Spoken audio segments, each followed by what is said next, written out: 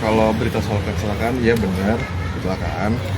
Kita kecelakaan di ruas tol Cikampek ya, kilometer 6. Itu kita, maaf ya, ini ngomongnya agak susah, maaf ya.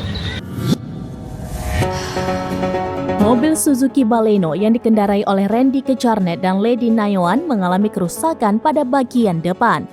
Tampak bagian depan mobil ringsek parah karena kecelakaan tersebut. Terlihat juga kaca bagian depan pecah sementara bagian samping hanya retak. Adapun ban mobil bagian depan mereka juga hancur parah. Randy mengatakan mobil yang dikendarai Randy sampai terguling 3 kali.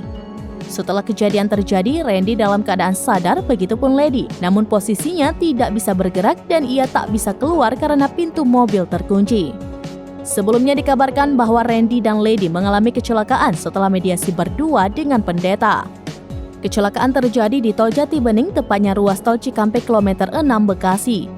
Lady Nayawan saat ini masih terbaring di rumah sakit usai mengalami kecelakaan tunggal.